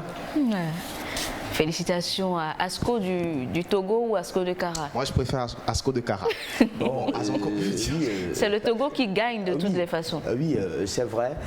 Ça prouve également combien de fois au Togo, il y a beaucoup de talents qui émergent. Nous ne sommes pas en compétition avant que les éliminatoires ont démarré. Mais Asco, vu les moyens mis par l'honorable maire Menya Singbe, et surtout, c'est un club qui, depuis pratiquement 3 années, certes, l'équipe a été régulièrement champion, mais il y a un travail de fond qui se fait. Beaucoup de moyens ont été jetés. On est parti piocher en Guinée, on est parti piocher au Mali, même au Bénin d'à côté pour étoffer le staff. Même si aujourd'hui Thierry Sakor, d'aucuns parlent d'un chaos, Asco aujourd'hui s'est qualifié, certes, mais comme l'a dit Edor, il y a du travail à faire. Exactement. Quand on prend l'Osatu, on doit chercher comment des attaquants de renom pour créer des situations et décanter le match.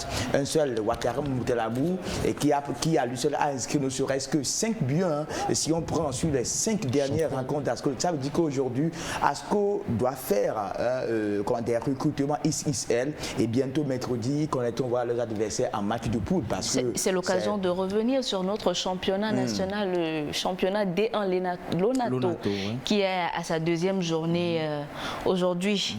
On va parler des résultats de la première journée avec notamment le match Tambo Espoir qui a vu la victoire de Tambo FC. Un beau match, c'était le samedi passé au municipal de Lomé.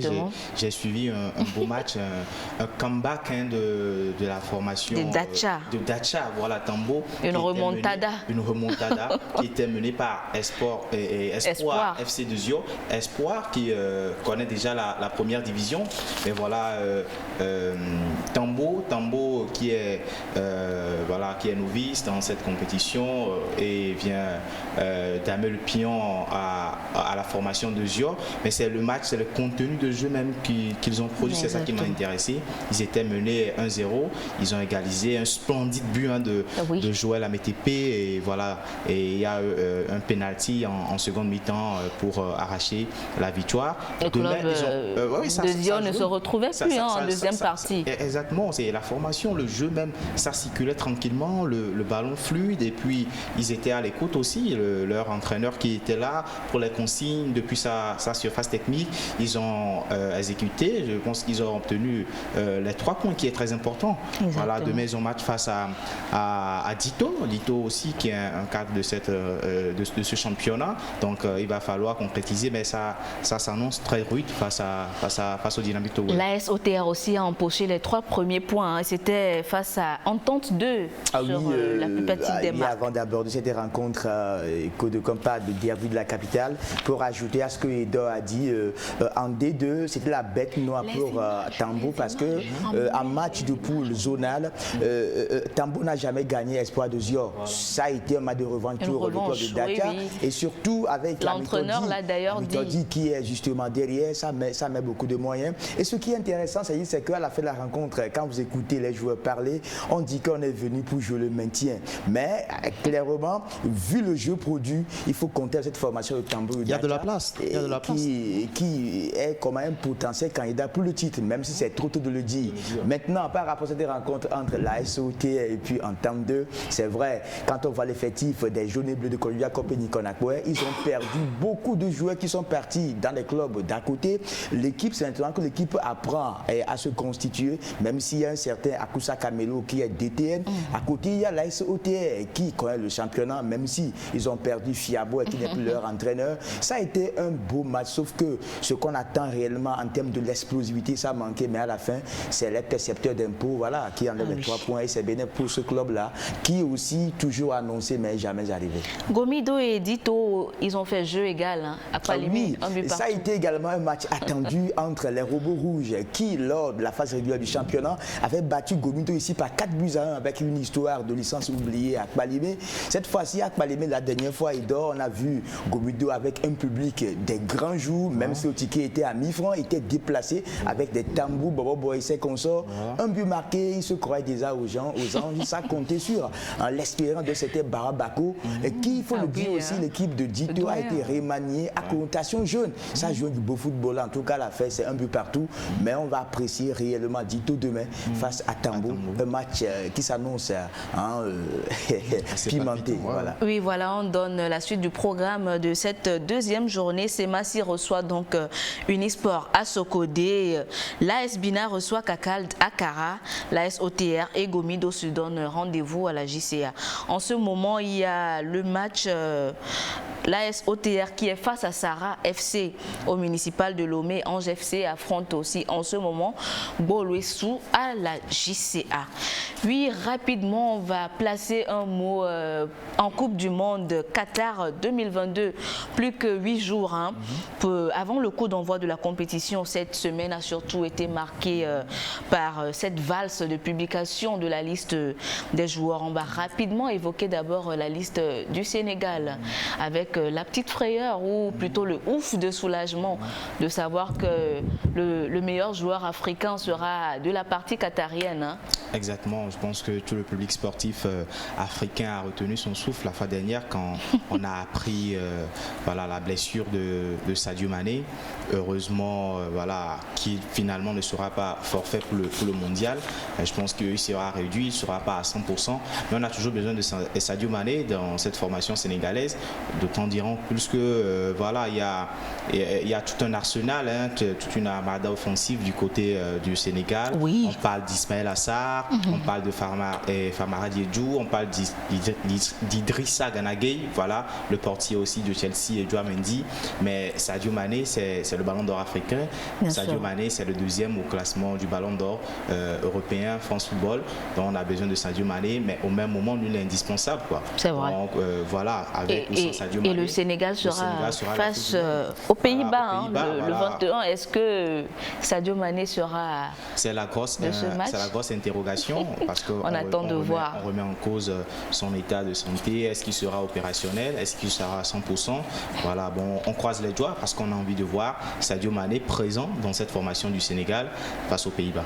Et on a surtout envie de voir le Sénégal faire très bonne prestation à cette compétition à Zonko. Oui, meilleure équipe classement FIFA zone Afrique et comme l'a dit Edo, deuxième en termes de classification du ballon d'or mondial. C'est rare de voir un Africain à ce sommet. Je crois aujourd'hui, quand on prend les joueurs individuellement, l'équipe en général et les anciens qui sont autour, on a l'impression que le Sénégal est programmé pour aller loin. Et quand on voit également sa poule, c'est face aux pays organisateurs, le Qatar, le Pays-Bas, l'Équateur. Ça peut passer. Au second tour aussi, ça peut passer. Maintenant, il va falloir qu'on puisse rapidement oublier cette blessure jouera ou jouera pas. Mais moi, je me dis que ça peut être une blessure diplomatique, comme l'a fait également Benzema pour le match face à Cardis. Nous connaissons bien l'homme par rapport à son physique. Il a enchaîné beaucoup de matchs au niveau de Liverpool, même au niveau du Bayern. Vivement que l'affaire Sadio Mané devient une affaire d'État. Et d'ici vendredi, quelque chose sera fait. C'est toute l'Afrique qui retient son souffle, parce que quand on jette un coup d'œil par rapport aux réseaux sociaux, les commentaires partent du Maghreb, de l'Afrique de l'Ouest, partout. Donc on espère que sur les 5 pays africains qui sont à la CAN, on compte sur tous ces, mais la plupart misent beaucoup aussi sur la liste des Camerounais, les Lions indomptables. Oui, quand on jette un peu, les ténors sont là, excepté les cadres. Gadeux, voilà, qui n'est pas dedans. Oui, et aussi on note le retour de leur capitaine. Sûrement que ça va bonifier beaucoup de chances. Et Zambo Anguissa qui est là, meilleur passeur, buteur également avec Napoli, et aussi le discours qui a d'ailleurs prolongé. Voilà, le discours le discours de Samuel Eto'o, qui avait dit en semaine que le Cameroun sera champion du monde. En tout cas, c'est peut-être également, c'est pour mettre la pression. Ils sont les premiers arrivés au Qatar. On espère qu'ils vont y rester et ne pas être les premiers à prendre leur valise pour le continent africain. On l'espère. Oui, donc ils ont été plusieurs, ces nations-là, qui ont dévoilé la liste des joueurs. Avec le retour d'Hakim Ziyech. Exactement. Voilà, on ne pourra pas tout dévoiler. Nous sommes pratiquement, nous sommes arrivés à la fin de cette émission. Dernier mot? Dernier mot, le mondial, c'est dans quelques jours. Voilà, on ne veut plus voir ces sélections africaines sorties au premier tour. On a envie de revivre cette sensation que nous a procuré le Ghana il y a de cela quelques années. Je parle bien sûr du mondial 2010 en Afrique du Sud. Donc vivement qu'on aille loin dans cette compétition.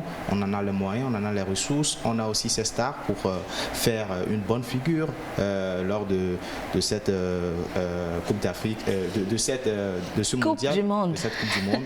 Voilà, bonne chance à toutes les élections africaines. Oui, voilà, et ça démarre le 20 novembre prochain. Ah oui, j'ai 2 messages, si vous permettez. Premièrement, félicitations à la Fédération de football qui, dès ce midi, a harmonisé les prix d'entrée au stade parce que la billetterie coûte cher. Nous connaissons la vie actuellement au Togo. Félicitations à la Fédé. Et maintenant, booster le moral par rapport au stade d'Asco du Kara, c'est vrai, ils sont qualifiés, mais c'est au moment que le travail commence.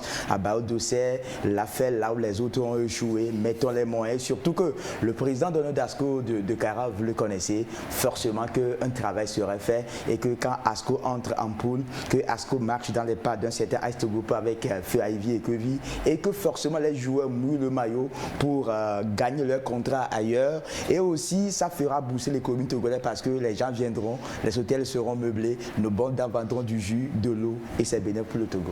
Oui, voilà, donc et c'est sur ces notes d'espoir que nous refermons cette édition. Merci à vous qui nous avez suivis. Restez scotchés, les programmes se poursuivent sur la télévision togolaise. Au revoir.